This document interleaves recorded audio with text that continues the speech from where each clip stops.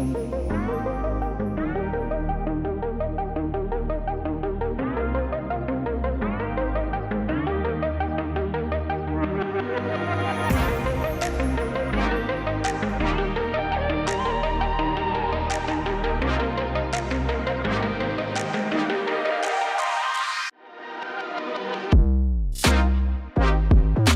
a todos. Muito prazer em estar com vocês hoje. Hoje eu tenho o prazer de apresentar 3 convidados muito ilustres do mundo da biotecnologia e das soluções inovadoras para a saúde. Eu queria entender agora em que situação a gente se encontra, especialmente em Health Tech, que é o seu caso mais específico, e o que a gente aprendeu desse processo todo e o que a gente deveria formatar para tornar o nosso ecossistema um pouco mais, vamos dizer, maduro, mais agressivo, do ponto de vista sempre da competição internacional, né, que é o que nos interessa aqui. Acho que sim, a área de saúde em si ganhou muita visibilidade com a pandemia. Acho que é uma coisa que foi muito interessante esse movimento, né? A gente, um monte de novos especialistas em vacinas e terapias gênicas surgindo aí, mas eu acho que o ponto importante é realmente dar visibilidade de como a tecnologia na saúde pode ter um impacto enorme na vida das pessoas e no mundo, né? Então a gente teve um boom ali, tanto de investimento quanto de interesse nessas empresas. Isso até desacelerou um pouco, né? Mas acho que tem até um aspecto de regressão à média, né? Teve uma procura muito grande, é normal depois dar um retorno sobre isso, mas por fim, acho que globalmente a área ganhou muita força, né? E inicialmente aqui, em termos de Brasil, acho que eu vou dividir mais a Health Tech da Biotech, né? Porque existe uma questão de fragmentação do mercado de saúde nacional, que é diferente do mercado de saúde dos Estados Unidos, dos países da Europa e de outros países da América Latina, inclusive.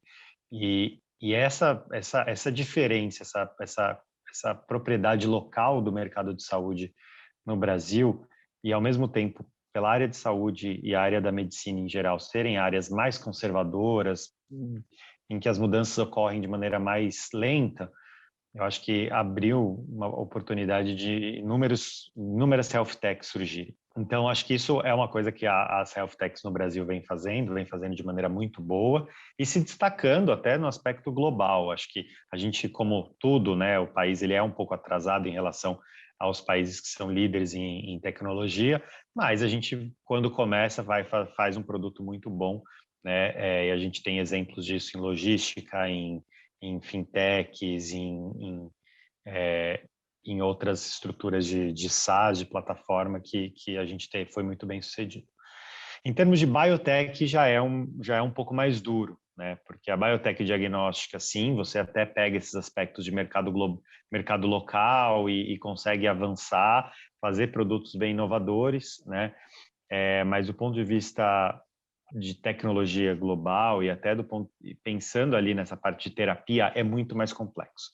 Tem muito dinheiro sendo investido nos Estados Unidos e na Europa, principalmente, mas também em alguns países da Ásia. Tem muito know-how de décadas nesses países. Tem toda uma área de pesquisa e desenvolvimento de farmacêuticas que estão nesses países e não aqui no Brasil. O Brasil faz muito pouca inovação dentro do ponto de vista de terapia, do ponto de vista farmacêutico em relação a esses outros países. E mesmo assim a gente está, eu felizmente participo ali como investidor ou como advisor de algumas empresas nesse setor e percebo uma movimentação de pessoas fazendo coisas muito legais, empresas que são de ex-pesquisadores que fizeram pós-graduação fora, que voltaram com conhecimento, que usam como lever de tecnologia, dados. Então percebo um movimento nesse sentido, mas ainda a gente está para trás. Tanto em número de empresas quanto em tecnologia ali, em geral. Por que a gente está para trás? Faltam recursos e os recursos deveriam vir do governo ou da iniciativa privada? Ou o que é o investimento numa tal da inovação mais radical, ou seja, que não traz lucro logo de cara? Eu acho que esses 2 fatores eles são importantes. A gente está falando de investimento público A FAPESP vem fazendo um trabalho muito legal com o programa PIP, que fomenta em empresas pequenas, empresas inovadoras, mas ele é estadual, né? Entendo que no âmbito federal isso até ocorreu no passado, não ocorre mais. Ou até tem alguns que tiveram alguns programas, acho que da FINEP também, né? Mas comparado ao valor, ao volume de dinheiro investido em Europa e Estados Unidos, é outra magnitude, né, desses recursos. E privado, a mesma coisa. Privado, até tenho dúvida se não é mais acentuada essa diferença, porque a gente fala de fundos lá fora especializados em biotecnologia, fundos de mais de 1 bilhão de euros, 1 bilhão de dólares, que vão investir em startups de terapia, né? O que aqui no Brasil não existe. Tem alguns fundos ali começando a querer trabalhar nessa área mais de hard science biotech, mas é pouco. Mas isso acho que assim é uma parte, né? Mas tem outras partes que é essa questão do trabalho do P&D, né? Então, as farmacêuticas nacionais, elas sempre foram excelentes empresas de marketing, de negócios, mas não tinham esse escopo de fazer inovação radical. Hoje tem algumas que estão fazendo, que é muito legal, mas enquanto isso, nesses países mais desenvolvidos, se faz isso há décadas, né? E mesmo as empresas que são multinacionais e têm escritórios aqui, elas fazem o P&D lá fora. Então fica muito mais distante, né? O pesquisador nacional da iniciativa privada de P&D, né? E eventualmente assim muitas biotechs lá fora são fundadas por ex-executivos ou ex-gerentes dessas grandes farmacêuticas da área de P&D. Então a gente não tem esse fluxo, né? Então acho que essas são algumas das razões, né? Eu gostaria então de aproveitar a dica, né, a bola que você levantou para passar a palavra para a Leila, porque a Leila é exatamente o exemplo, né, de uma ex-acadêmica, né, que acabou montando uma empresa de biotech, e eu queria que ela contasse um pouquinho sobre a experiência dela e o que ela vê como melhorias que a gente deveria ter no nosso ecossistema nos dias de hoje. Na realidade, o que me instigou foi exatamente a frustração de, depois de 39 anos, e ver uma pesquisa aplicada, desenvolvendo uma tecnologia que foi usada in-house no hospital universitário da UERJ por 10 anos, na hora que eu saí, aquilo ia morrer, porque não tinha nenhum incentivo para aquilo ser continuado. E eu ia embora do país. E a USP me convidou para vir. E a FAPESP me deu uma bolsa de pesquisador visitante. Eu falei, tá bom, vou dar 2 anos para o Brasil. E conheci o PIP, que o Ricardo acabou de mencionar. E eu apliquei exatamente esse primeiro produto e ganhei o PIP. E falei, vou empreender. E aí essa ponte foi uma coisa muito enriquecedora. Eu virei aluna, né? Virei aluna de empreendedorismo. E como boa aluna, fui fazer todos os cursos e fazer as redes que eu tinha que fazer. Então, eu tenho um olhar dos dois lados. Foi assim que eu fundei a Bidiagnósticos, tá? Qual foi a minha maior provocação? Existem muitas doenças infectoparasitárias no mundo, né, que têm mercado. Não tem poucos pacientes. São milhões, milhares de pacientes. São negligenciadas e que têm um custo absurdo para os sistemas de saúde, né? E se nós não temos esse olhar, ninguém terá. Ninguém terá. Isso é um debate eterno com a OMS. Então, o que me instigou? Exatamente começar a focar e a buscar quantas empresas teriam que trabalhariam com tecnologias diagnósticas, uma delas, né, que é chamado de LFA, que na realidade vamos traduzir na linguagem leiga o teste da fitinha, né, que ficou tão famoso na Covid, que tem um conceito que a gente chama de point of care. Isso é muito importante em países, por exemplo, com poucos recursos. Por quê? Porque é o tipo do teste que não necessita de uma estrutura laboratorial. A permeabilidade disso é enorme, e isso foi uma discussão que a gente teve uma vez com a OMS. Qual é o desafio dos produtos brasileiros em biotech e health tech? Eu acho que eu busquei esse cartoon tudo que é feito lá fora é melhor que aqui.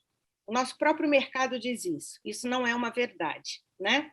Então, eu acho que o desafio é incentivo e a gente aumentar a nossa competitividade. E aí eu trouxe um exemplo não health tech, não biotech, mas eu acho que a gente tem que chegar nesse ponto em biotech, em health tech.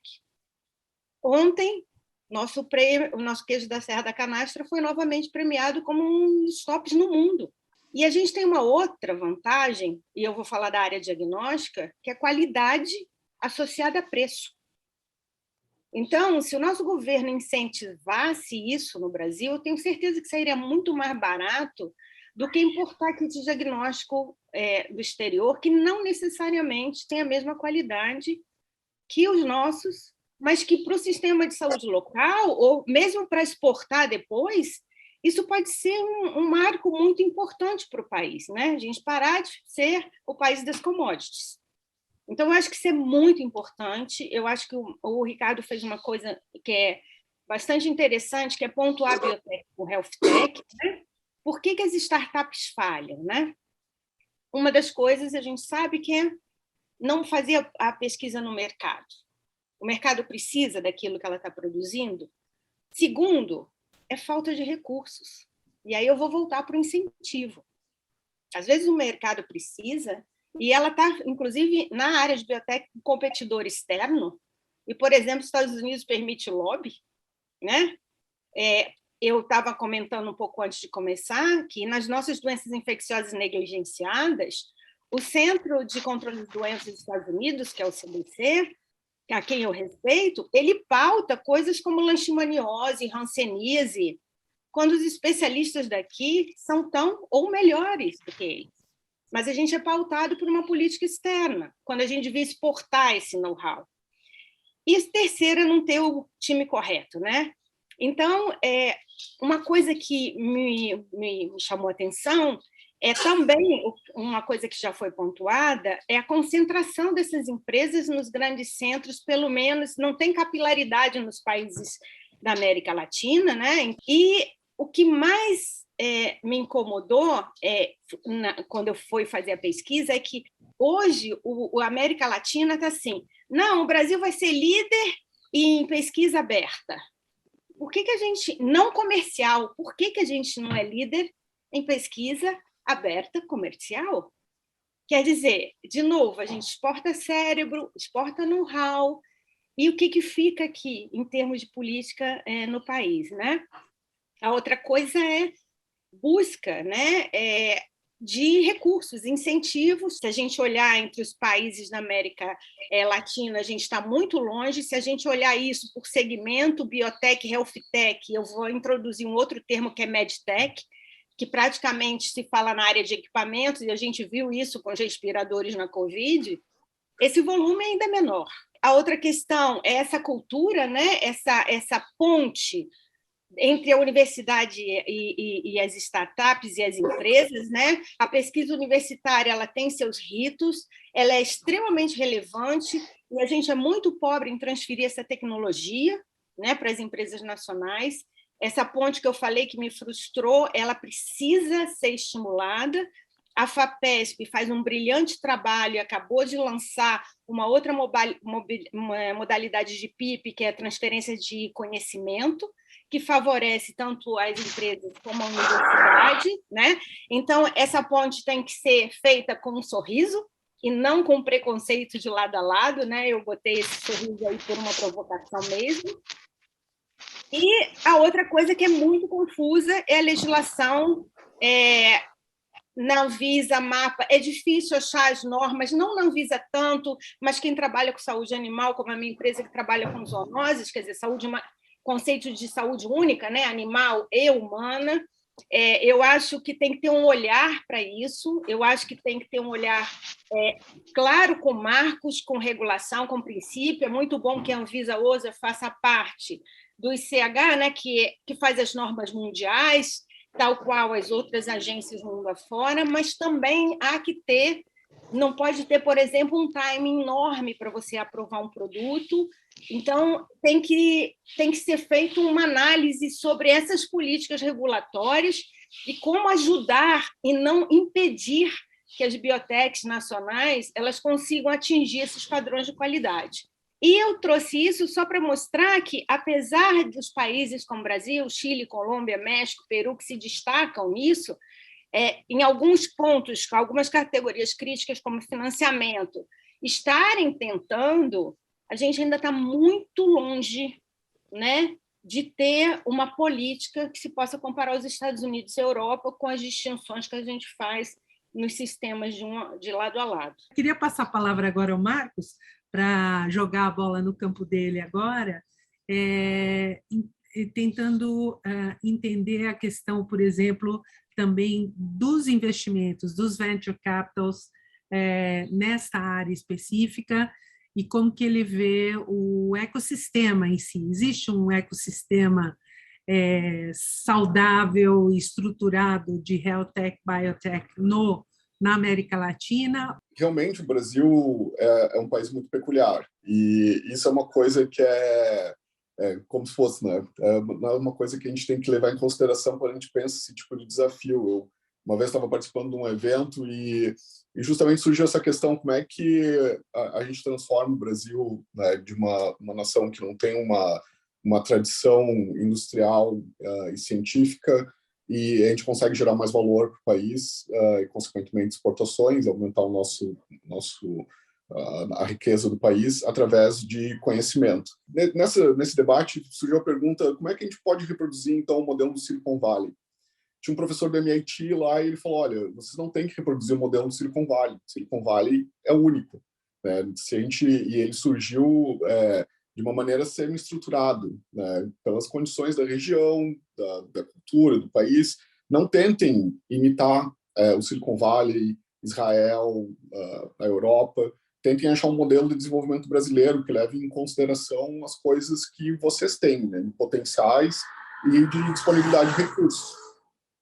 Isso sempre ficou comigo, né, quando eu pensava a respeito desse tipo de situação, que claramente a gente vê, como já foi colocado aqui, que a gente tem uma estrutura fragmentada do desenvolvimento de tecnologia, de empresas de alta tecnologia, mas a gente pode pegar e olhar para setores que estão muito bem consolidados e que foram sucessos aqui no Brasil, são sucessos aqui no Brasil, como, por exemplo, o desenvolvimento agrícola que a gente teve, que foi baseado numa política extensiva, né, do Estado, de suporte através de financiamento aos produtores e de impulsionamento de pesquisas aplicadas, principalmente através da Embrapa e com as universidades parceiras.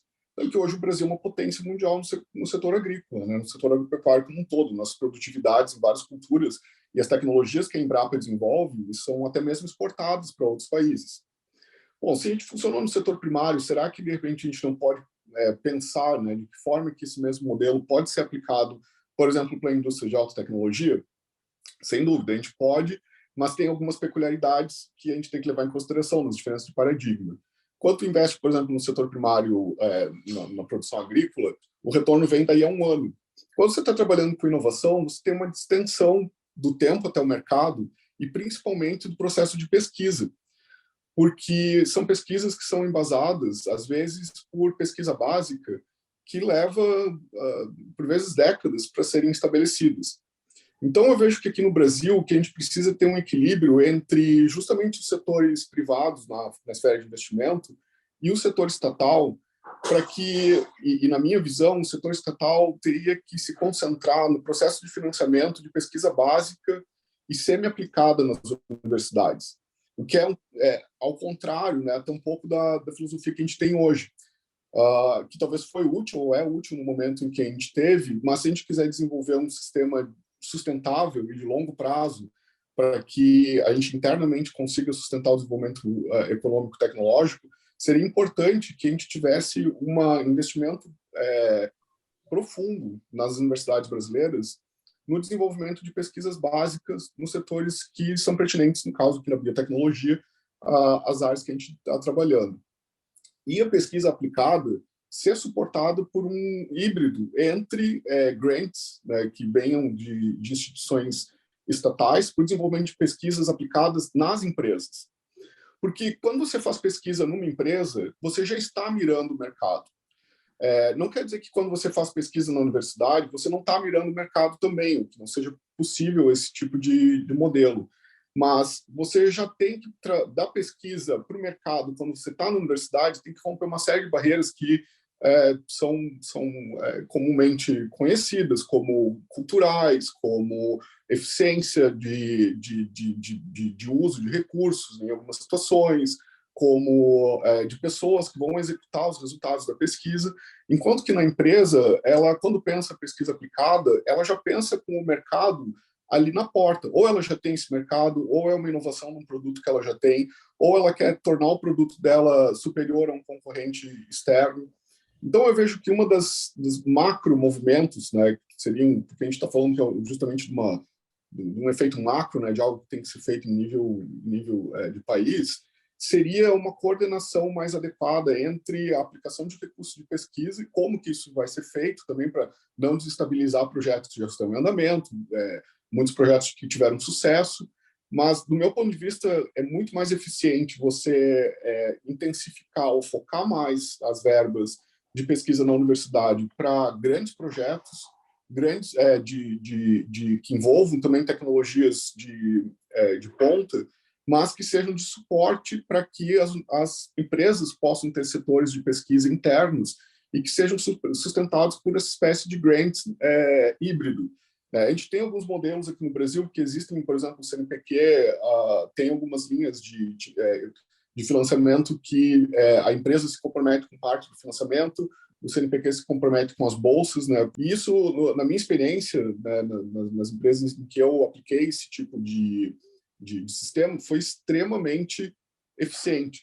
Então, que a gente, do meu ponto de vista, né, de forma ampla e baseado, né, nessa questão de financiamento, é muito importante que a gente possa ter a parte de pesquisa, de geração de conhecimento novo, que é a base da inovação, que é a base da tecnologia, da engenharia, parcialmente trabalhado pela iniciativa privada de forma específica e dentro das universidades com foco, né, em financiar os grupos de pesquisa para se aventurarem, né, em descobertas também, em coisas inovadoras, trabalharem junto com o resto do mundo em iniciativas de larga escala. Isso porque, por exemplo, a gente vê grandes iniciativas de pesquisa e desenvolvimento como o LHC na Suíça e na França. Hoje, para a maior parte das pessoas, por exemplo, descobrir partículas subatômicas não tem nenhum tipo de relevância. Mas o fato é que a física e o desenvolvimento tecnológico que está por trás desse grande trabalho científico desenvolvido lá é o que vai ser o motor das inovações tecnológicas de aparelhos de consumo que a gente tem no presente.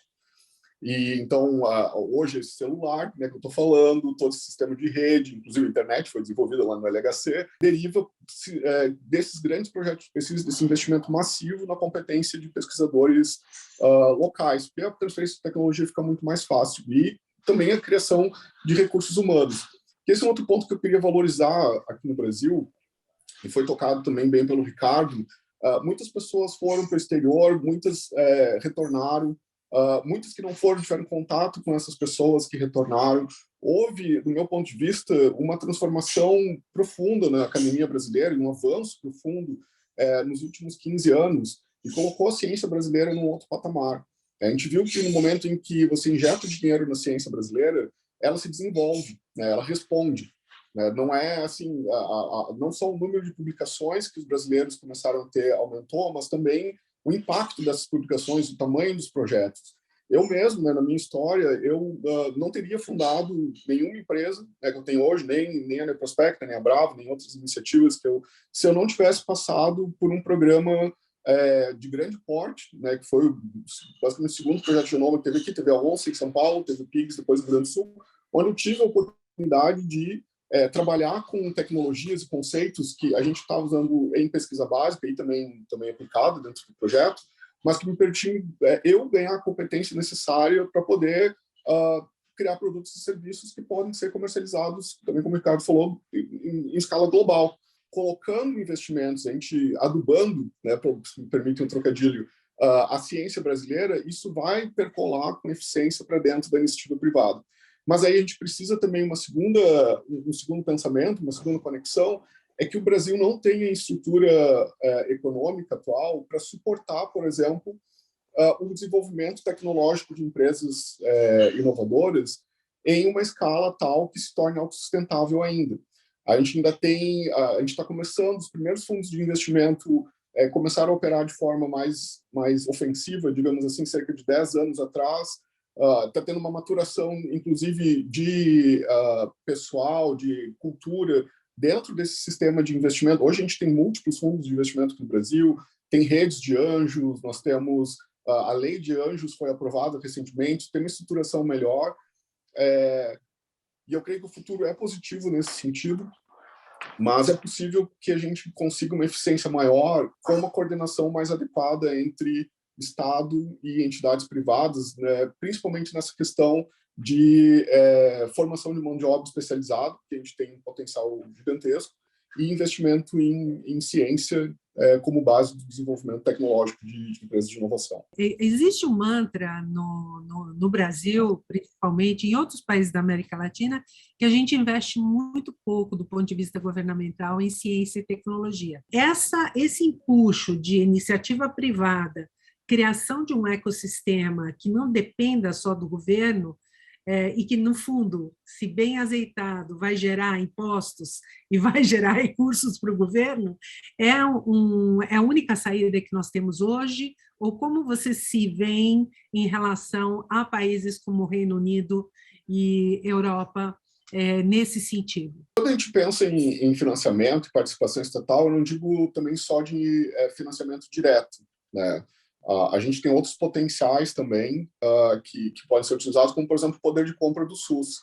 O SUS importa uma quantidade muito grande de insumos e de tecnologias que poderiam ser produzidas nacionalmente, e existe uma política nesse sentido, né, de priorizar a compra nacional, mas isso ainda tem um espaço bastante grande para ser explorado, entre outras alternativas. Agora, com relação ao investimento privado e estatal no desenvolvimento específico de empresas de inovação, é preciso a gente ver e aceitar que isso é um modelo que foi implementado em todos os países.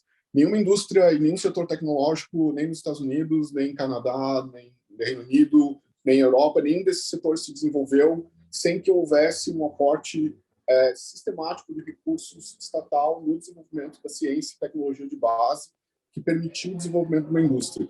Isso porque, principalmente pela nossa característica agora, nós somos um país pobre, né, apesar de a gente ter uma desigualdade muito grande, o Brasil, no contexto geral, é um país pobre, tem a ver com a eficiência de aplicação de recursos, né, e a prioridade, né, de aplicação desses recursos. Na iniciativa privada, não vale a pena investir em ciência básica, por exemplo, que poderia gerar breakthroughs de inovação ou que poderia gerar inovações incrementais, né, através de melhoria de tecnologias já existentes, porque o tempo de investimento é muito desconectado com o tempo da oferta que existem de outras aplicações. E o dinheiro, ele não tem moral, né? A gente não pode culpar assim, ninguém por isso. Por exemplo, se vale muito mais a pena aplicar num fundo de investimentos que está atrelado, por exemplo, a uma taxa de commodities e vai render, sei lá, 12%, 14% ao ano para um determinado dinheiro, ou tu vai aplicar num grupo de pesquisa que tem indícios, tem, por exemplo, provas de que ele pode estar num track de desenvolver algo que pode revolucionar determinado produto, mas isso vai levar 10 anos, nenhum investidor vai piscar quando for fazer a opção de para onde que o dinheiro vai, né? Isso é uma lei de mercado, e o investimento e desenvolvimento de ciência e inovação ele é muito peculiar, né? Que se ele se regrar simplesmente pelas regras de oferta e procura e do quanto que você oferta e do retorno de investimento, ele não é racional, né? Racionalmente, ninguém vai investir em desenvolvimento de tecnologia, né? Porque vale muito mais a pena você investir num fundo que é mais seguro ou até numa renda fixa, eventualmente. Então, para investidores privados, isso é muito difícil. Para investidores anjo, geralmente são pessoas com um tipo de personalidade, inclusive, muito peculiar. São pessoas que gostam de ciência e tecnologia, se engajam e tomam um risco que é N vezes maior do que você investir, por exemplo, num fundo. Só que essas pessoas são extremamente raras no Brasil, né? Elas são mais frequentes nos Estados Unidos, porque é um país rico. A Ellen Barbson College, por exemplo, lá todos os domingos tinha um evento que era o Rocket Pitch. Você chegava lá com uma ideia, você tinha 3 minutos e você podia sair com um cheque de $100 mil, porque estava sentado ali 4, 5 investidores anjos da região de Boston, pessoas que tinham muito recurso, $100.000 para elas é algo que era, assim, perder aqueles $100.000 era possível, né? Só que várias empresas se desenvolveram, empresas de milhões depois, graças a esse sistema. Só que o que está embutido aí não é só o talento da empresa, não é só o talento do empreendedor, é também a pessoa do investidor que assumiu aquele risco naquele momento.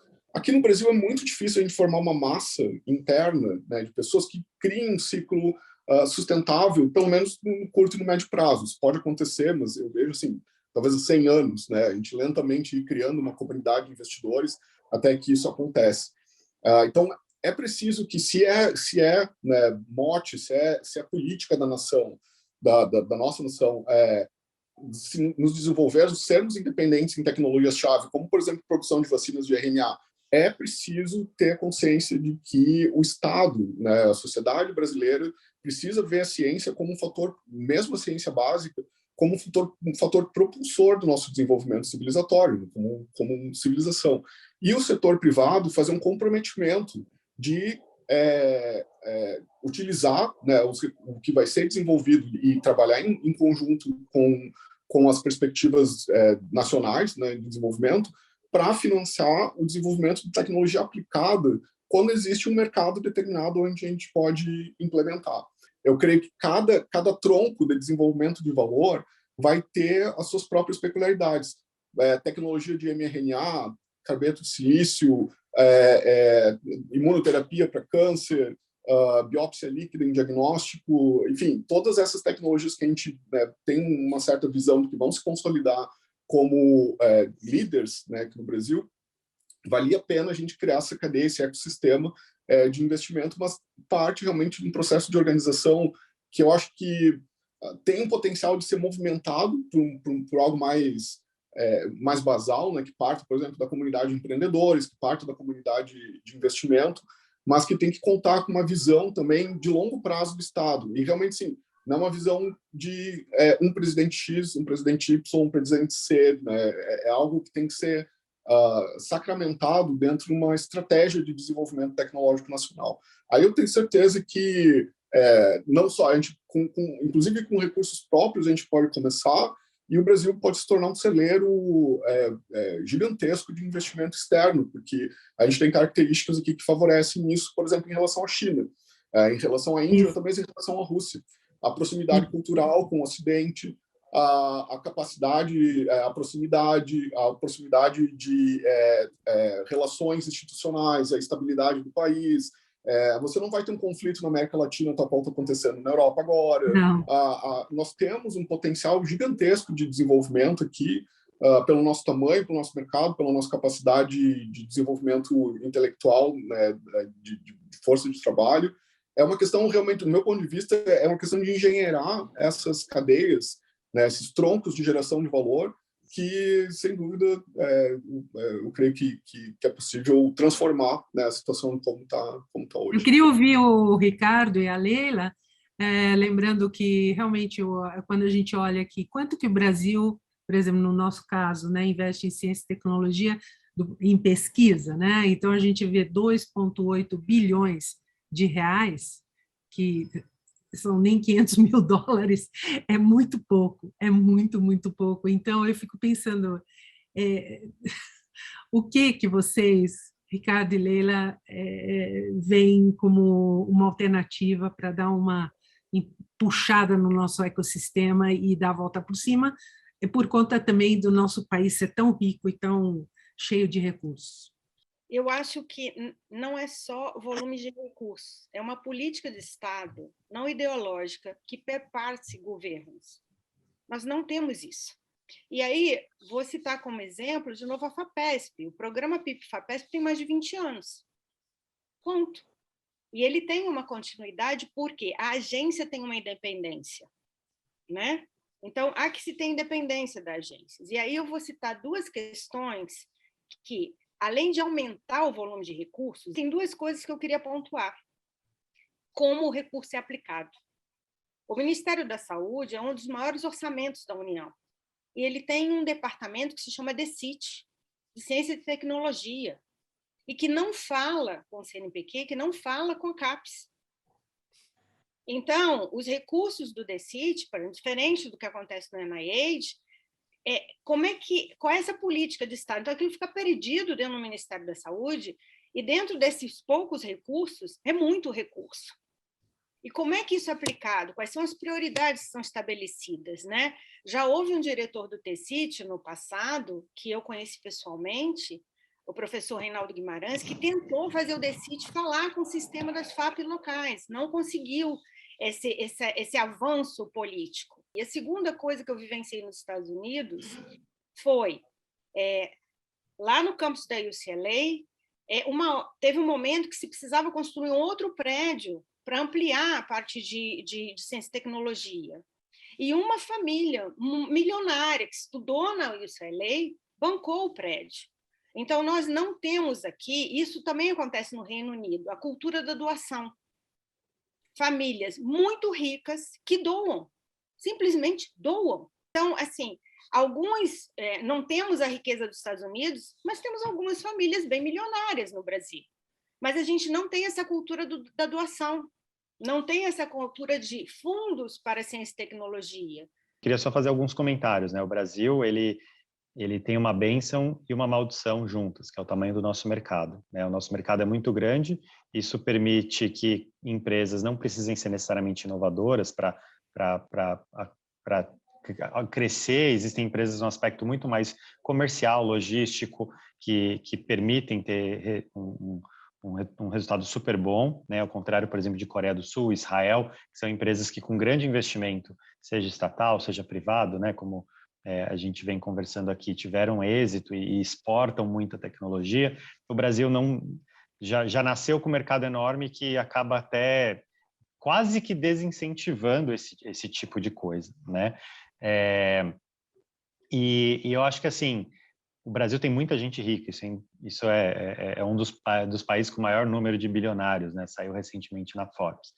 Mas se você vai comparar esse número com os Estados Unidos ou com o Reino Unido, principalmente per capita, em função do porcentagem da população, ele ainda é pequeno, né? Eu acho que pode ser que exista essa falta de cultura de doação, né? Sem dúvida. Acho que tem um ponto de terem famílias mais tradicionalmente com mais dinheiro nos Estados Unidos, e na Europa, principalmente, do que aqui, né? Aqui é um país mais novo e que muitas das pessoas que têm um recurso foram resultados de menos gerações do que na Europa, por exemplo.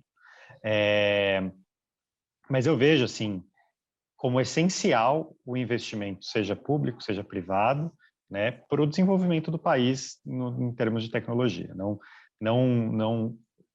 acho que eu não conheço nenhum caso, conheço vários casos de empresas, de países que investiram muito em tecnologia e tiveram resultados absurdos em poucas décadas depois. Acho que Coreia do Sul, Israel são 2 exemplos disso, e não conheço empresas que não investiram em tecnologia, em educação, em ciência e tiveram resultados grandes como já foi falado também, acho que pelo próprio Marcos, como de começar a criar produto de alto valor agregado, ou eu não sei quem falou isso, mas assim, é muito complicado a gente fazer isso sem um grande investimento. Que intercâmbio vocês acham que com instituições europeias ou do Reino Unido a gente poderia estimular mais para que a gente tivesse um empuxo maior na criação de uma cultura de investimento em ciência e tecnologia no país, uma mudança de mindset mesmo? Por mais que nos últimos poucos anos teve um caminho inverso ao da globalização que aconteceu nas décadas anteriores, né?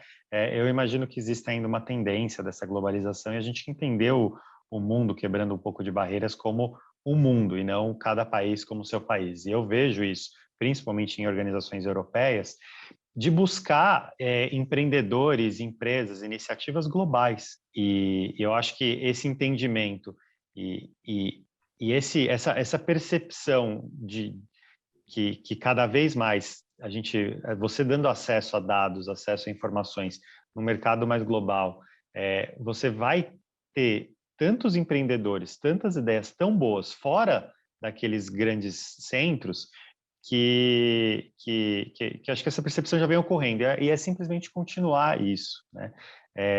Eu acho que falava-se muito antes do Facebook, que o próximo unicórnio, a próxima empresa de maior valor global vai nascer dentro do Vale do Silício, e realmente nasceu do lado de Stanford. Diziam já que a segunda já não seria, a segunda talvez fosse na Índia, na China, né, no Brasil, talvez, mas assim, a gente percebeu várias empresas dentro da China surgindo com muita força, porque é justamente por causa dessa questão do maior acesso à informação e de um mercado mais global.